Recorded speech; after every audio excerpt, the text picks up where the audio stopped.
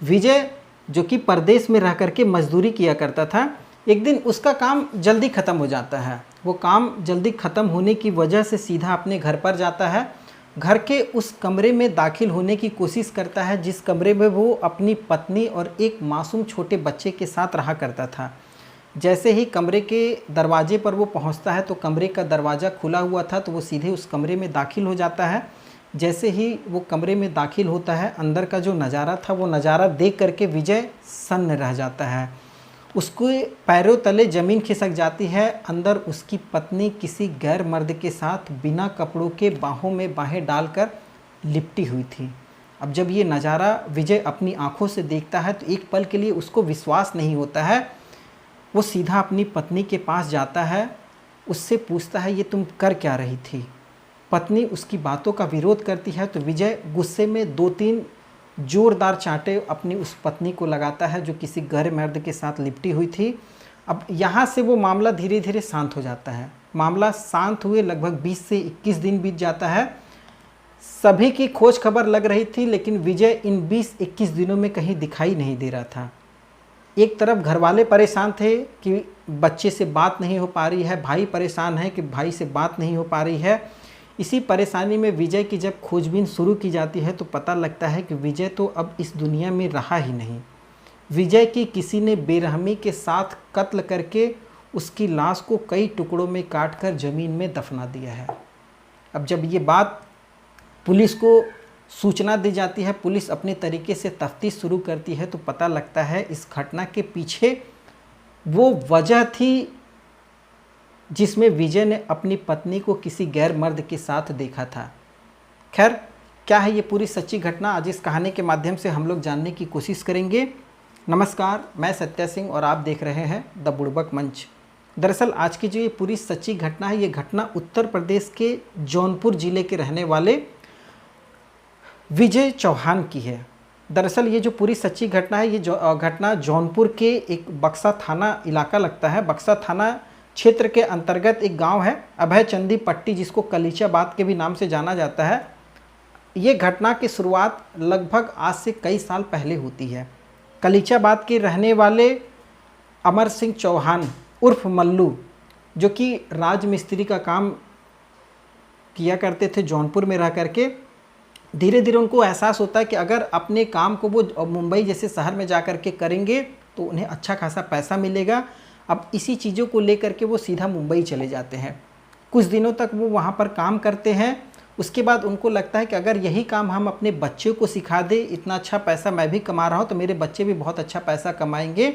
और इसी बीच वो अपने 4 लड़कों को बम्बई बुला लेते हैं, बम्बई या मुंबई बोलिए, वहाँ पर बुला लेते हैं, जिसमें से अजय, विजय, अखिलेश और दीपक चौहान, ये चारों लड़के वहाँ पर जा कर के राजमिस्त्री का काम अपने पापा के साथ सीखते हैं। और धीरे धीरे अब ये चारों लड़के अलग अलग राजमिस्त्री का टेंडर लेना शुरू कर देते हैं। अब जब पापा को ये लगता है कि अमर सिंह चौहान को कि अब चारों लड़के लगभग अपनी जगह पर सेट हो गए हैं, चारों को काम आ गया है, तो पिताजी वापस सीधा अपने गांव आ जाते हैं। अब चारों लड़के अपने अपने बिजनेस में लग जाते हैं, वहाँ पर अपना काम धाम शुरू कर देते हैं।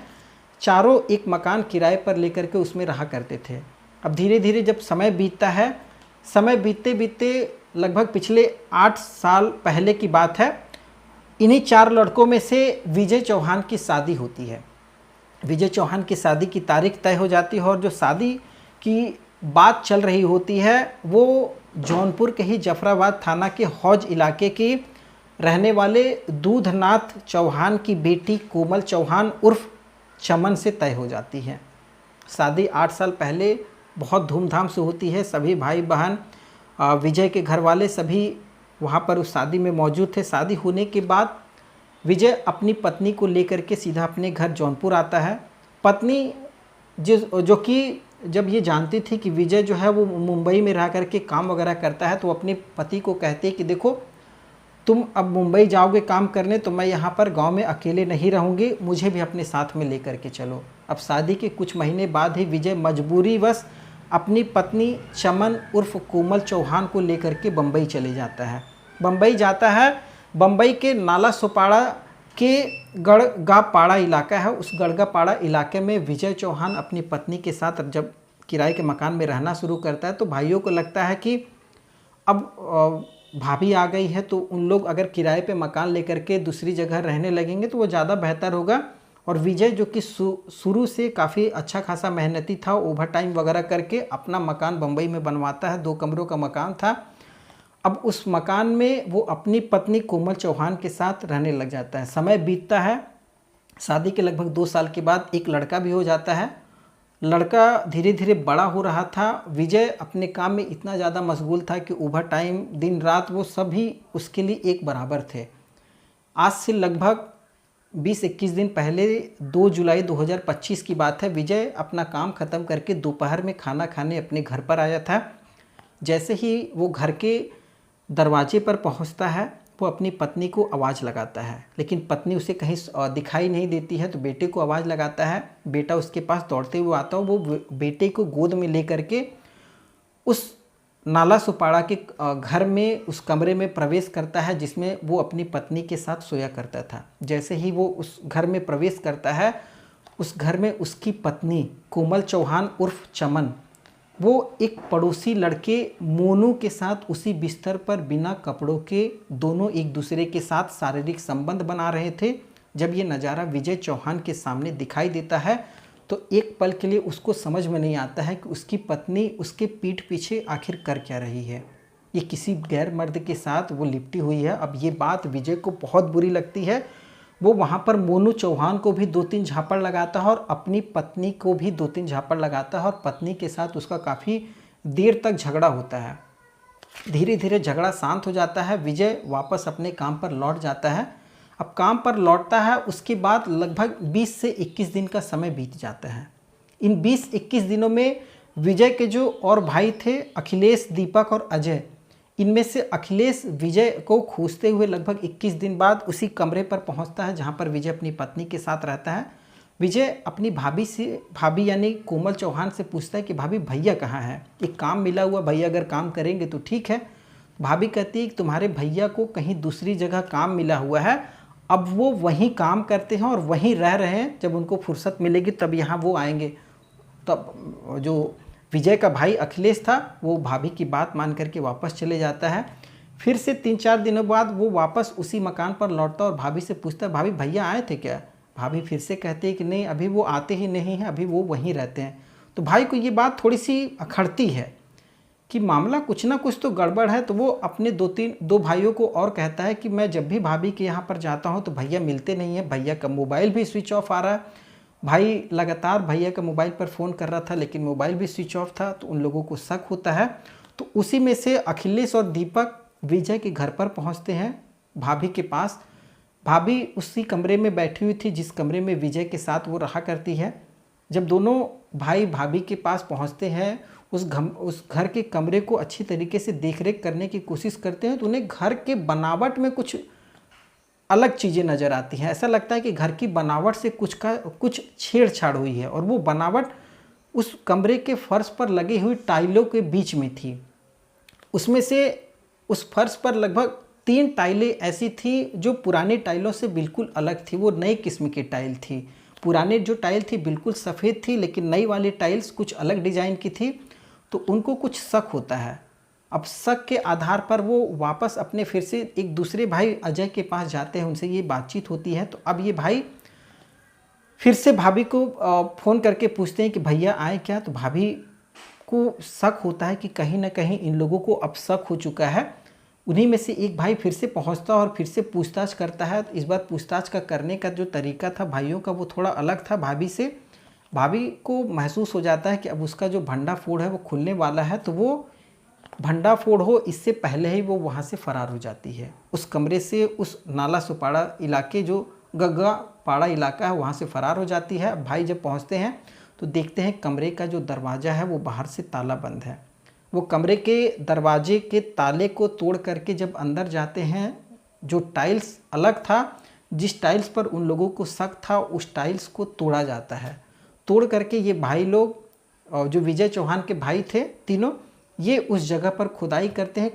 खुदाई मुश्किल से 1 से 2 फीट हुई थी। उसके बाद इतनी तेज़ गंध आने लग जाती है कि इन लोगों को लगता है हो ना हो कुछ ना कुछ तो बात है। अब ये उस खुदाई को छोड़ करके उस कमरे में अब रह पाना बहुत मुश्किल था, तो ये सीधा पुलिस स्टेशन पहुंच जाते हैं, नालासोपारा थाना। वहाँ पुलिस को बताते हैं, पुलिस की पूरी टीम उस स्थल पर पहुंच जाती है जहाँ पर ये लोग खुदाई कर रहे थे, जहाँ विजय चौहान रहता था। खुदाई करने के बाद पुलिस को उस जगह से एक 3 टुकड़ों में कटी हुई लाश मिलती है। जब उस लाश को पुलिस निकालती है और लाश की शिनाख्त की जाती है तो पता लगता है कि ये जो लाश है ये विजय चौहान की है। अब जैसे ही विजय चौहान की लाश मिलती है, अब पुलिस रिपोर्ट दर्ज कर लेती है भाइयों की शिनाख्त पर। भाइयों ने एफआईआर दर्ज करवाई है, उस आधार पर पुलिस एफआईआर भी दर्ज कर चुकी है। और पुलिस जब उस पत्नी को, उस प्रेमी को खोजबीन करने की कोशिश करती है तो पता लगता है ये लोग कुछ दिनों पहले ही, लगभग जिस दिन खुदाई हुई है 22 जुलाई 2025 से लगभग 4 दिन पहले ही ये उस इलाके से घर खाली करके भाग गए हैं। और जो उसका प्रेमी था, जो कोमल चौहान है उर्फ चमन, उसका जो प्रेमी है मोनू, वो उसके पड़ोस में ही रहने वाला, और बताया जा रहा है कि वो बिहार का रहने वाला था। वो भी अपनी प्रेमिका कोमल चौहान के साथ और उस जो विजय चौहान का 6 साल का मासूम बच्चा था, उस बच्चे को लेकर के फरार हो गई है। पुलिस इन लोगों की गिरफ्तार करने के लिए दबिश भी दे रही है और पुलिस कह रही है जल्द से जल्द इन लोगों को गिरफ्तार कर लिया जाएगा। वहीं इस पूरे मामले में एक चीज़ ये पता चल रहा है कि ये जो पूरा मामला था, ये मामला अवैध प्रेम संबंधों को लेकर के उसकी पत्नी के द्वारा अपने पति की निर्मम तरीके से हत्या की गई। और हत्या आज से, जिस दिन घटना का खुलासा उससे लगभग 20-21 दिन पहले की गई थी, जिस दिन विजय और उसकी पत्नी के बीच विवाद हुआ था। उसी दिन विजय को उसकी पत्नी कोमल चौहान ने अपने प्रेमी मोनू के साथ मिलकर के बेरहमी के साथ कत्ल किया है। कत्ल करने के बाद विजय की लाश को 3 टुकड़ों में काटने के बाद उसी घर के उस कोने में दफन किया जहां पर विजय की पत्नी अपने पति के साथ सोया करती थी। उस लाश को वहां दफन करने के बाद उसके बाद उस पर टाइल्स का दूसरा परत चढ़वाया गया। परत चढ़वाने के बाद उस पर विजय की पत्नी जो थी वो अपना बेड लगाती है और उसी बेड पर वो अपने उस प्रेमी के साथ लगभग 21 दिनों तक रंगरेलियाँ मनाती है। जब उसे एहसास होता है कि अब उसकी जो ये भेद है ये खुल जाएगा, तो वो अपने प्रेमी के साथ फरार हो जाती है। ये घटना कहीं ना कहीं इस पूरे सभ्य समाज को शर्मसार करने वाली है। एक शर्मनाक घटना है जिस तरीके से महिलाएं अपने प्रेमियों के चक्कर में अपने हंसते खेलते परिवार को बर्बाद कर ले रही हैं, अपने पति की निर्मम तरीके से हत्या करवा दे रही हैं। जिस तरीके से सोनम रघुवंशी हो या फिर सौरभ हत्याकांड हो और वहीं अभी विजय चौहान हत्याकांड हो, ये हत्याकांड अपने आप में कई सवालिया निशान पैदा कर रहा है।